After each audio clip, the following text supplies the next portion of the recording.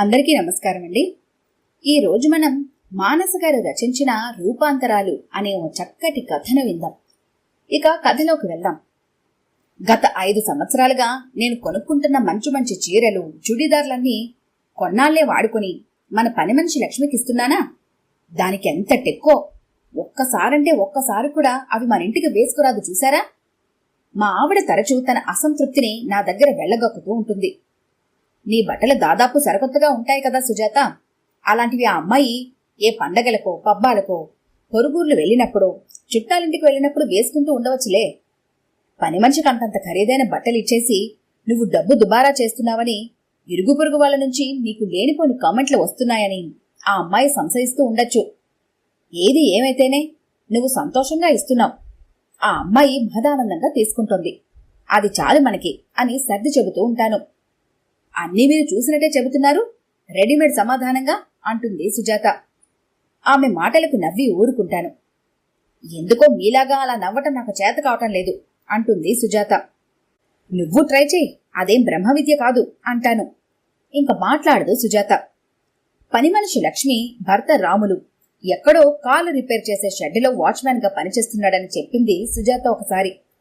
నా పాత ప్యాంట్లు షర్ట్లు కూడా లక్ష్మికి ఇచ్చాయి, వాళ్ళ ఆయన వేసుకుంటాడు అంటూ 3 జతల బట్టలు సుజాతకిచ్చినప్పుడు అలాగే అని వాటిని ఒక సంచిలో పెట్టి లక్ష్మికిచ్చింది సుజాత. అలాగే ఆ తర్వాత ఓ 2-3 సార్లు ఇచ్చాను. నేనిచ్చిన బట్టలు పాడైపోతాయనో, మీరు చెప్పినట్టు చుట్టుపక్కల వాళ్ళు చూసి ఏదైనా అనుకుంటారోనో గాని లక్ష్మి మన ఇంటికి అవి కట్టుకురాదు. నాళ్ళు మీరిస్తున్న ప్యాంట్లు చొక్కాలు వాళ్ళ ఆయన వేసుకుంటున్నాడని మీరు అనుకుంటున్నారా?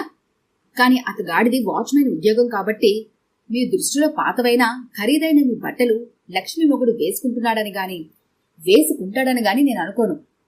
ఓ విధంగా ఇద్దరం అపాత్రదానం అనవసరదానం చేస్తున్నావు అనిపిస్తోంది నాకు. రీసెర్చ్ చేసి చెప్పినట్టు చెప్పింది సుజాత. ఓ సాయంత్రం మేము కబుర్లు చెప్పుకొని టీ తాగుతున్నప్పుడు నవ్వాను. ఎంత ప్రయత్నించినా మీలాగా నేను నవ్వలేను. అప్రయత్నంగా మీరు అలా ఎలా నవ్వగలరో నాకు అర్థం కాదు అంది సుజాత కొంచెం ఉక్రోషంగా. 4 రోజులు ఢిల్లీలో కాన్ఫరెన్స్ ఉంటే వెళ్ళాను, అప్పుడే తిరిగి వచ్చాను. ఆ తర్వాత మా మాటల్లో ముచ్చటపడి కొనుక్కున్న కనకాంబరం రంగు చీర, మ్యాచింగ్ బ్లౌజు లక్ష్మి కట్టుకోలేదు సరికదా, అదే చీర జాకెట్టు ఓ ప్రైవేట్ కంపెనీలో పనిచేసే అమ్మాయి కట్టుకుని ఆఫీస్కి వెళ్ళటం నా కళ్ళారా చూశాను. చాలా కోపంగా అంది సుజాత. అవునా, ఒకవేళ నువ్వు పొరపాటు పడ్డావేమో సుజాత. అచ్చం అలాంటిదే ఆ అమ్మాయి కొనుక్కొని ఉండొచ్చు కదా. సముదాయించిపోయాను. 1,000 2,000గా పొరపాటు పడ్డం కాదు నాథ, ఆ చీరా జాకెట్టు ఆ అమ్మాయి కొనుక్కున్నవే. ఆ అమ్మాయిని నిలదీసి అడిగాను, చాలా బావుందమ్మా అని చీర, మ్యాచింగ్ బ్లౌజు ఎక్కడ కొన్నావు అని. సరికొత్తవి కాదు మేడం, ఆర్థిక స్తోమత లేదు కాబట్టి సండే సెకండ్ హ్యాండ్ మార్కెట్లో కొనుక్కున్నాను. అప్పుడప్పుడు ఇలాంటి మంచి వాటి కోసం వెతుక్కొని కొనుక్కుంటూ ఉంటాను, మా అమ్మకి కొనిపెడుతూ ఉంటాను అంది కాస్త నొచ్చుకుంటూ బిడియపడుతూ. నైస్, బావుందమ్మా అన్నాను. ఏదో అనాలి కాబట్టి. మనసుపడి నేను కొనుక్కున్న చీర జాకెట్టు ఏదో అభిమానం కొద్దీ నీకిస్తే ఇలా సెకండ్ హ్యాండ్ మార్కెట్లో అమ్ముకుంటున్నావా లక్ష్మి అని పళ్ళు కొరికాను ఆ క్షణంలో.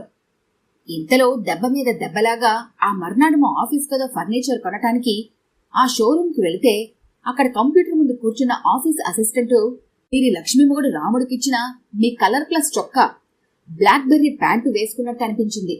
ఎగాదిగా చూశాను, ఇక సభ్యత కూడా చూసుకోలేదు. చాలా బాగున్నాయి బాబు నీ షర్టు ప్యాంటు, ఎక్కడ కొన్నావు అన్నాను. సండే సెకండ్ హ్యాండ్ మార్కెట్లో మేడం అన్నాడతను అతగాడి బాస్కి వినపడకుండా. లక్ష్మీ రాములు దొందేనాథ.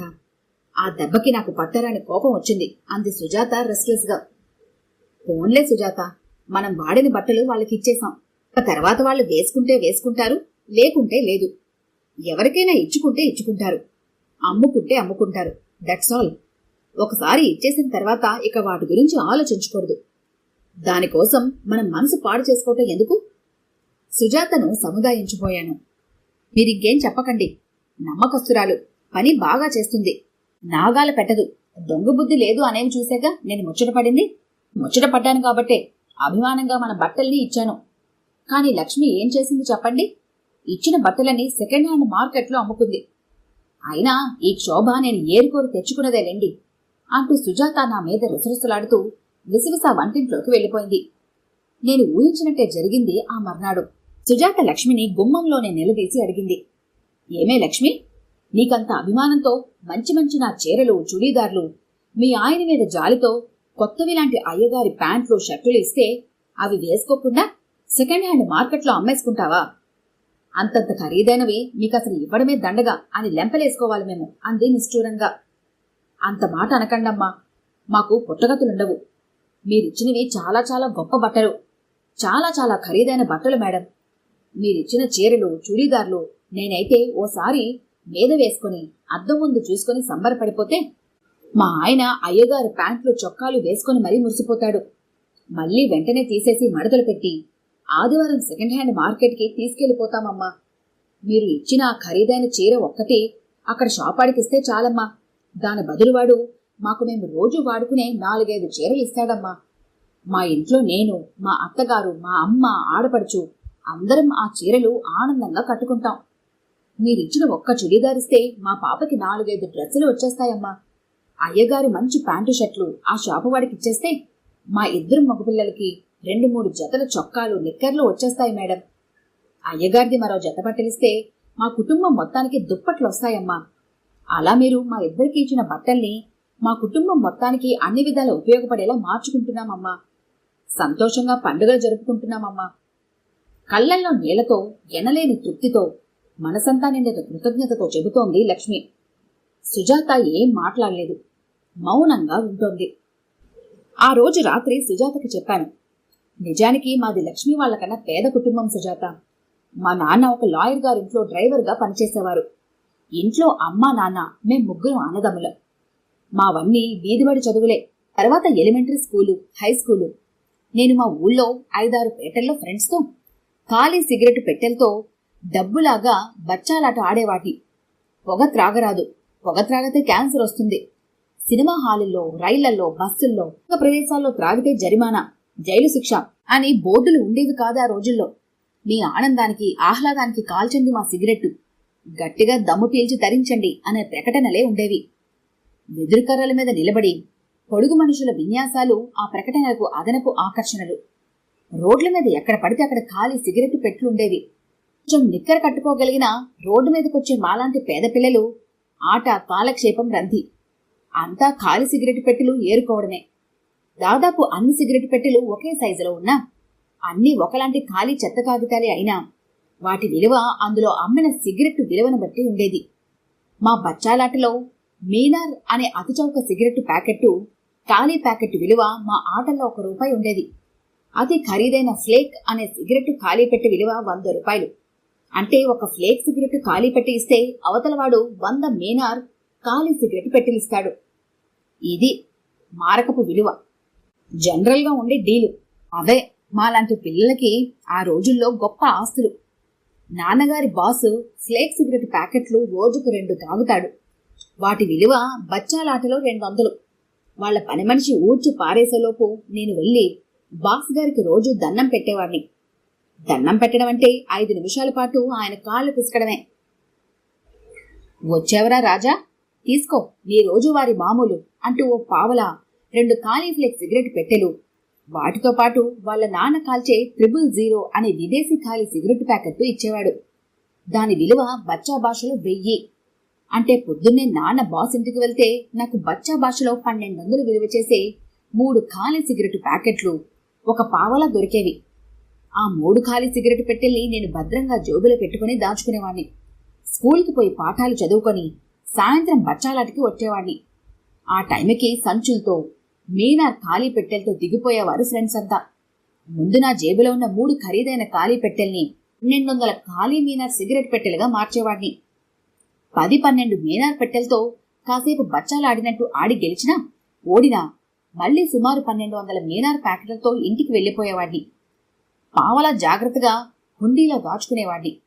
స్కూల్ హోంవర్క్, రాత్రి భోజనం పూర్తయిన తర్వాత ఓ కత్తెర పుచ్చుకొని 1200 ఖాళీ మీనార్ సిగరెట్ పెట్టెల్ని బద్దలుగా కత్తిరించి పెద్ద బుట్టల్లో దాచేవాడిని.